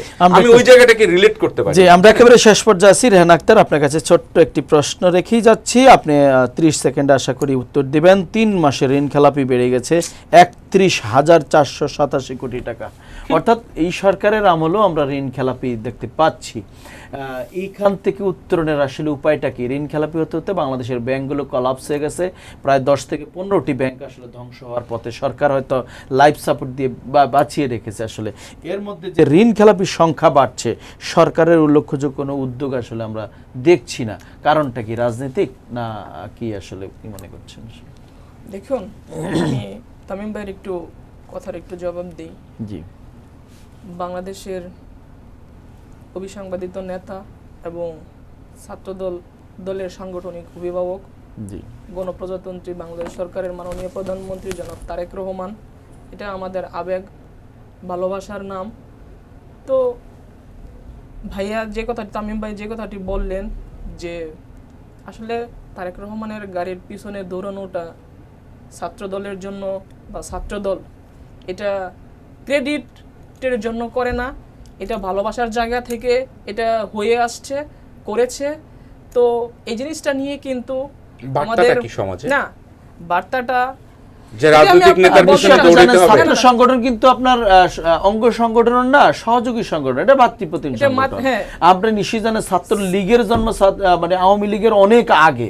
অর্থাৎ এই সংগঠন, ছাত্র সংগঠনগুলো একেবারেই স্বতন্ত্র। এটা আপনি শিক্ষা অধিকার নিয়ে কাজ করবেন, আপনি আপনার সেই বিশ্ববিদ্যালয় কেন্দ্রিক কাজ করবেন, কলেজ কেন্দ্রিক কাজ করবেন, আমরা কিন্তু সেটা দেখি না। আমি কিন্তু এটার বিষয়ে আমি বিভিন্ন টক শোতে ছাত্র দলকে নিয়ে, আমি ছাত্র দলের একজন ক্ষুদ্র কর্মী হিসেবে আপনাকে বলতে পারি, জুলাই আগস্টের পরবর্তী সময় বাংলাদেশ জাতীয়তাবাদী ছাত্র দল বিভিন্ন ক্যাম্পাসে, বিভিন্ন শিক্ষা প্রতিষ্ঠানে প্রশংসনীয় কাজ করেছে এবং আমি নিজেও করেছি। এটা শুধু আমি ক্রেডিট নেওয়ার জন্য না, ছাত্র রাজনীতি ছাত্র বান্ধব হইতে হবে, ক্যাম্পাসের সৌন্দর্য বৃদ্ধি করে শিক্ষা বান্ধব ছাত্র রাজনীতিতে করতে হবে, বা এটাই করণীয় আমাদের কাজ।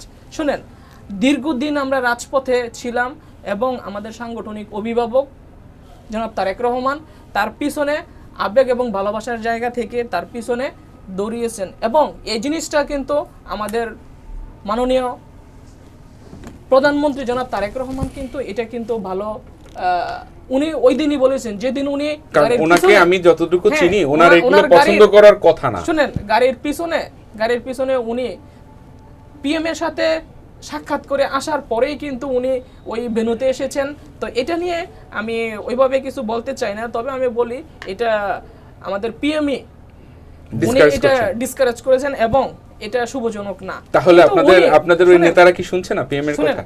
শুনেছেন এবং এটা শোনার পরেই কিন্তু ছাত্র দলের সভাপতি এবং সাধারণ সম্পাদক বিশেষ করে সুপার ফাইভের নেতারা কিন্তু এই ঘটনা আর ঘটায়নি। কেন আর আবিদকে শুনেন, দৌড়িতে দেখছি আমি শুনেন, গত শুনেন, কয়েকদিন আগে আবিদ দৌড়েছে। শুনেন সে আমাদের মণিকোঠার নেতা, আমরা দীর্ঘ আন্দোলন সংগ্রাম জীবন বাজি রেখে কিন্তু তার নেতৃত্বেই ছিলাম। এটা আপা, আসলে ভালো তার একটা- নির্দেশনা। ভালো একটা কথা মনে করছেন তার আপা। নির্দেশনা আপনি না। একটু আগে এটা গুপ্ত আমাদের বলছেন না ভালোবাসার প্রধানমন্ত্রী জায়গা এই থেকে। ফ্যাসিস্ট শুনেন, প্রধানমন্ত্রী শেখ হাসিনাকে লাভ রিয়েক্ট দিয়ে আবিদের ছবি তো আমরা দেখেছি আপা। শুনেন, তাহলে আবিদকে আপনারা ভালোবাসার- গুপ্ত বলতে সমস্যা কোথায়? শুনেন, ভালোবাসার জায়গা থেকে আসলে এগুলো চলে আসে। ভালোবাসাটা শেখ হাসিনার প্রতি ছিল আপা, এই জন্য লাভ রিয়েক্ট দিয়ে আবিদ যে এভাবে বলছে যে আপনার কি আস্থা। আলোচনার বিষয় না। না না, এই ভালোবাসাটা কি ফ্যাসিস্টদের প্রতি ছিল?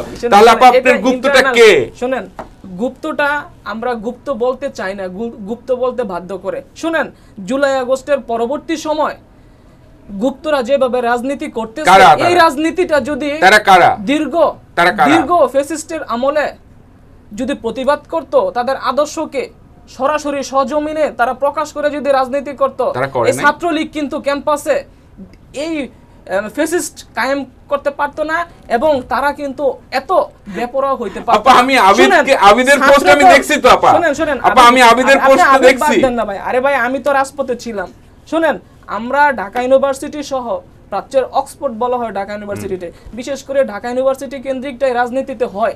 কিন্তু আমরা ঢাকা ইউনিভার্সিটিতে যতবার প্রোগ্রাম করেছি, ছাত্রলীগের, যুবলীগের, স্বেচ্ছাসেবক লীগের বিভিন্ন নেতাকর্মীর কিন্তু প্রতিহত এবং বাধা বিঘ্নতা মায়ের খেয়ে জেল জুলুমের শিকার হয়েও কিন্তু আমরা রাজপথ থেকে সরিয়ে আসিনি। কিন্তু যে নামগুলো আজকে বড় দাগে হেডলাইন হয়, সাদিক কায়েম মুখ নেতা, উমুক তুমুক, যে এই যে নামগুলো, এই নামগুলো কিন্তু আমরা জুলাই আগস্টের আগে শুনিনি। বাংলাদেশ জাতীয়তাবাদী ছাত্র দল তাদের নিজস্ব এবং তাদের যে আইডিওলজিটা লালন হ্যাঁ, করে ধন্যবাদ। আপা, আমরা আপনার কাছে আমার মানুষের লাস্ট জন্য, প্রশ্ন আপা। শিক্ষার্থীদের আপনার জন্য কাছে আমার লাস্ট একটা প্রশ্ন আমরা থাকবে। কিন্তু কাজ করেছি। হ্যাঁ, আপা, আমরা কিন্তু কখনো আপনার কাছে আমার একটা আড়ালে লাস্ট থেকে আমরা কিন্তু অতি কৌশলী অবলম্বন করিনি। আমরা আপা, কিন্তু আপা, আমাদের আপনার কাছে আমার আদর্শ একটা লালন লাস্ট করে প্রশ্ন আমরা আছে। ছাত্রদের জন্য কাজ করেছি এবং আমাদের ক্যাম্পাসে আপনাকে একটা সব প্রশ্ন করতে থেকেছি। চাই আর কি, জি, আমরা জি, একটু সুযোগ দেই। আপা, জি। ছাত্রদল করতে ছাত্রদলের বয়স সীমা কত? মানে আপনার বয়স সর্বশেষ কত হলে আপনি ছাত্রদল করতে পারবেন? মানে এই ধরনের কোনো নির্দেশনা আছে কি? যে মনে না, করেন ছাত্র হলেই হবে আর কি, কোনটা? না, কোনো পর্যায়ে মনে করেন আমি এখন একটা পিএইচডি থিসিস করতেছি, আমার 2-3 বাচ্চার বাপ আমি, কিন্তু মানে আমি কি আসলে ছাত্রদল করতে পারবো কিনা? শুনেন, ছাত্রদলের অবশ্যই সময়সীমা আছে কই? এবং কত সেটা? শুনেন, আপা? আমি আপনাকে বলি, রাজপথের দল আর সব দলই রাজপথে সরকারিও আপা। দল, সব দল শুনেন, রাজপথে। রাজপথের দল বললেও ভুল হবে। বাংলাদেশ জাতীয়তাবাদী ছাত্র দল যে সময় রাজনীতি করেছে, আমরা রাজপথের দলও বলতে পারি নাই। আমরা কিন্তু রাজপথে থেকে আন্দোলন সংগ্রাম করেছি দেশের জন্য, দেশের মানুষের ন্যায়ের পক্ষে কথা বলার জন্য, মানুষের অধিকার প্রতিষ্ঠা করার জন্য। শুনেন, আমরা যে সময় রাজনীতি করেছি, এই সময়ে রাজনীতি করাটা সো ডিফিকাল্ট। আমরা কিন্তু আমাদের আদর্শ লালন করে, আমরা কিন্তু প্রকাশ করে, আমরা কিন্তু বুকে সাহস নিয়ে রাজপথে আমরা বলেছি আমি জাতীয়তাবাদী ছাত্র দল করি এবং রাষ্ট্রের জন্য, রাষ্ট্রের মানুষের জন্য বিভিন্ন ক্যাম্পাসে, শিক্ষা প্রতিষ্ঠানে ন্যায়ের পক্ষে আমরা কথা বলেছি। বয়সীমার যে বিষয়টা বলেছেন, বয়সীমা আসলে এটা বিরোধী দল থাকলে একটু বয়সীমা বাড়ে, এটা নিয়ে আপনি বলতে পারেন না। এমন না যে না, আপা, আমি কোনো ইন্ডিকেট করি না, আমি শুধু বলছি শুনেন, যে ছাত্রদলের সর্বোচ্চ বয়স সীমা কত? শুনেন, বয়স সীমাটা আমি আপনাকে বলি। বয়স সীমাটা বলতে হলে এখানে কিছু কারণ বলতে হবে। আমরা কিন্তু ছাত্রদল করার কারণে কিন্তু আমাদের যে ধন্যবাদ। আমরা একেবারে শেষ পর্যায়ে আছি, শিরিন আপা, আমাদের শেষ করতে হচ্ছে। কিন্তু প্রপার টাইমে শেষ করতে পারি না। জি, শেষ করতে আন্দোলন পারিনি। সংগ্রামের এই মাধ্যম study শেষ কারণে করতে আসলে পারার নির্দিষ্ট কারণে টাইমে শেষ কিন্তু করা আমাদের যায় না বলে সময়টা হয়তো অনেকের অতিবাহিত বয়স বেড়ে যায়। হয়েছে এবং বয়সটা বেড়েছে, কিন্তু আমরা কিন্তু আমাদের পড়াশোনা ব্যাঘাত ঘটছে, আমরা কিন্তু ঘটনাটা কি জুলুমের এইটা শিকার নাকি হয়েছি। আপনারা যোগ্য নেতৃত্ব তৈরি করতে পারেননি?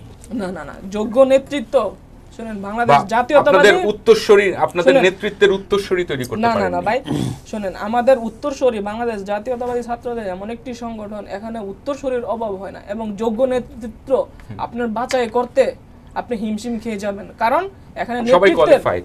হ্যাঁ, সবাই আপনার ধরে নিতে হবে কোয়ালিফাইড এবং কম্পিটিটর বেশি। ধন্যবাদ জনাব রেহান আক্তার।